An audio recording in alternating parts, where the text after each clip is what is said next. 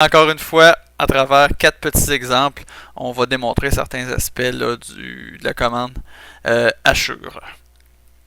Donc, commençons par le premier, celui en haut à gauche. Il demande très simplement assurer une pointe, une zone, puis avec le motif ONSI 32. Donc, très simple. On se lance. Donc, la commande assure ici dans l'onglet début dans le groupe fonction dessin. Donc, je lance la commande assure.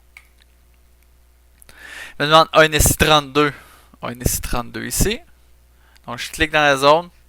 Et si l'échelle nous convient, donc l'échelle, ça va être la distance entre les traits. Si ça nous convient, on clique sur fermer la création des hachures. Donc, le X en haut à droite, là, qui est à droite du nouveau ruban qui est apparu. Donc, on passe à l'exemple suivant. Assurer comme illustré. Donc, pour représenter qu'il y a 2 pièces différentes. Donc, des fois, on voit ça sur des plans mécaniques. Donc, un assemblage de 2 pièces pour représenter que c'est vraiment 2 entités séparées, là, 2 pièces différentes. On va assurer avec un angle différent. Donc, les hachures d'un sens, ensuite, l'autre pièce, les hachures dans l'autre sens. Donc, on va s'exécuter, on va faire ça. Fait que là, on va devoir le faire en 2 étapes. Donc, je lance la commande assure.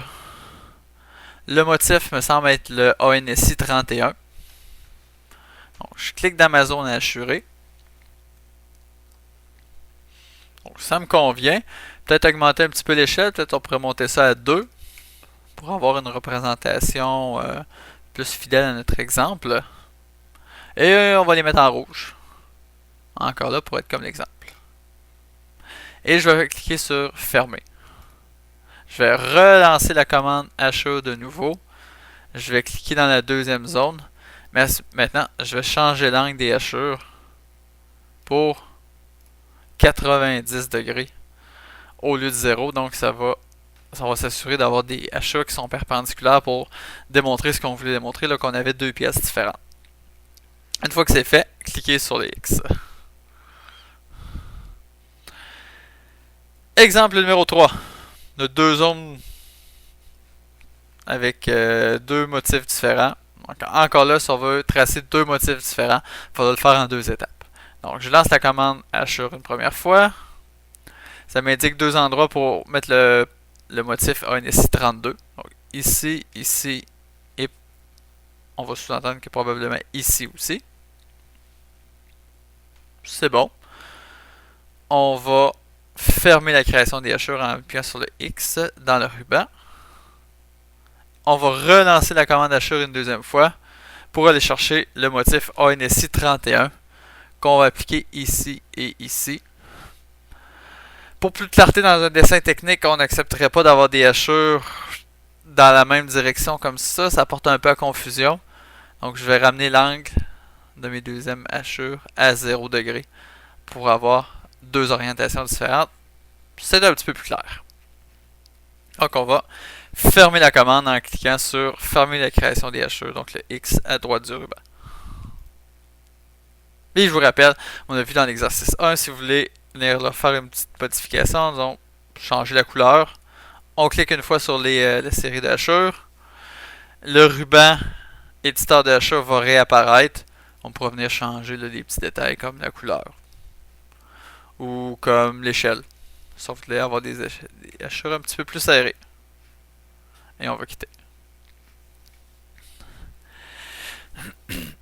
Pour terminer, l'exercice 4, on prend pour acquis qu'on aurait une zone qui est déjà hachurée sur un plan.